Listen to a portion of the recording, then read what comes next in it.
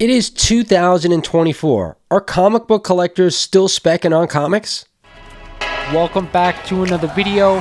This really popped when I saw it. That to me is a monster increase. Again, this book got hot. This book is ready to go higher. So let's jump right into it. We are back today with another statue review from Diamond Select Toys. Without further ado, let's get into the review.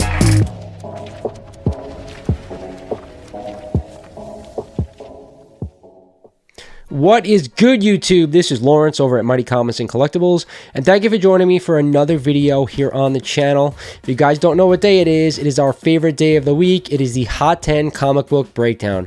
If you guys aren't familiar with this one, I take the 10 hottest comics according to the Key Collector app, and I break them down for you guys, letting you know which I'm buying, and of course which I'm staying away from. But before we get started in the video, like always, I want to remind you guys, if you're not a current sub of the channel, you are definitely missing out.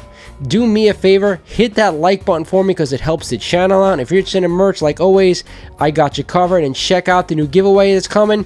You cannot miss it. With that said, let's get into this week's breakdown.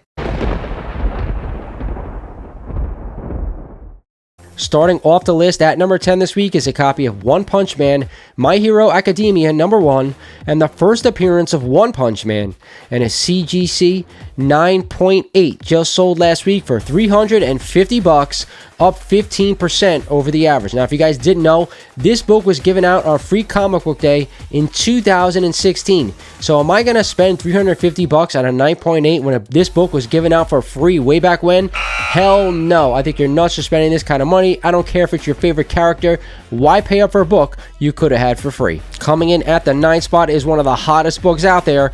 It is a copy of House of Secrets number 92 and the first appearance of the original Swamp Thing, Alex Olsen. And we just had a CGC 8.5 sell last week for $3,600, up 11% over the average. Then we had a CGC 7.0 sale of $2,500, up another 21% over the average. The biggest thing I see with this book, every time I'm on a live sale, somebody's always looking to buy it. It is super hot right now. I love the Swamp Thing, even though we know the original Swamp Thing is not the one they're going to be using in the DCU.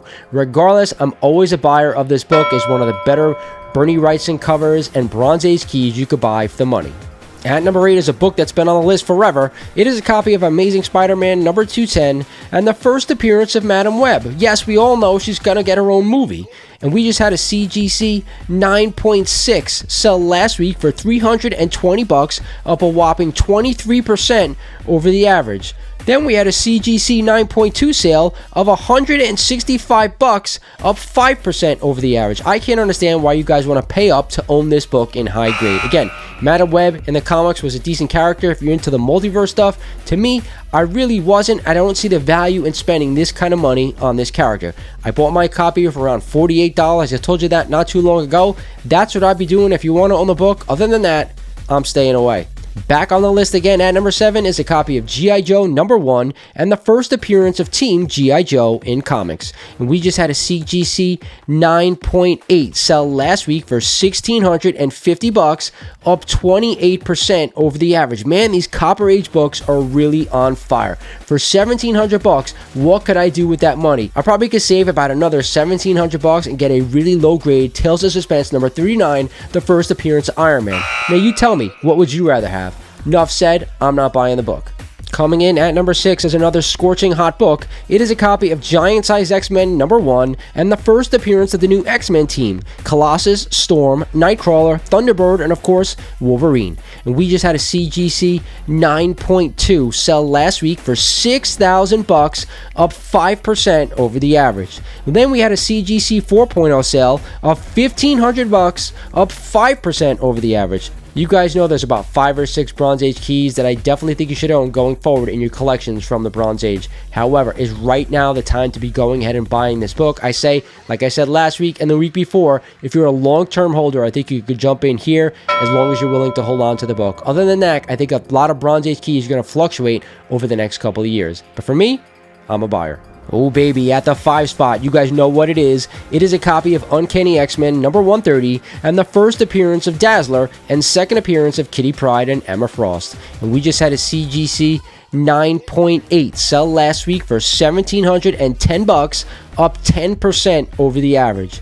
Then we had a CGC 9.2 sale of $340, up again another whopping 32% over the average. This book will not die. What happens if Taylor Swift isn't in Deadpool 3? What happens if she's going to be Lady Deadpool instead of the Dazzler? Is this book going to get absolutely fucking demolished? I think it is. I think you're nuts for spending this kind of money, but hey, I've been wrong all year on this book. We won't know until that movie comes out and see who she's actually playing. At number 4 this week is a copy of Transformers #1 and the first appearance of the Autobots and the Decepticons. We just had a CGC 9.8 newsstand copy sell for $3,000, up 14% over the average. Man, that is a lot of money to spend for a newsstand copy of a Copper Age book, but that is just me. I could take $3,000 and probably put it towards a better Silver Age key, but to each his own.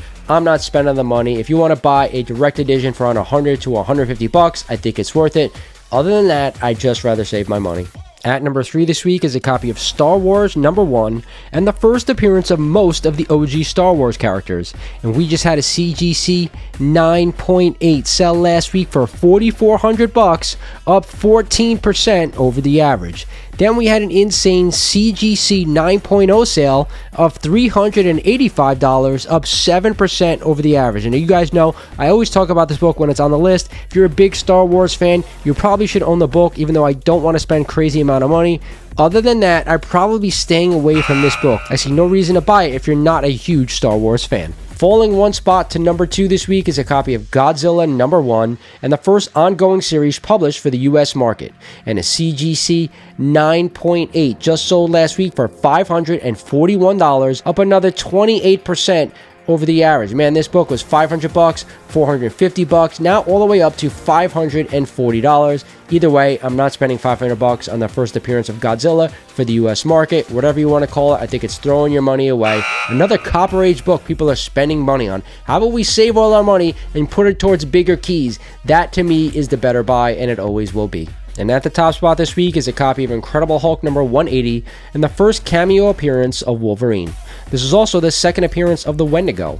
And we just had a CGC 9.0 sell last week for $2,000, up 9% over the average.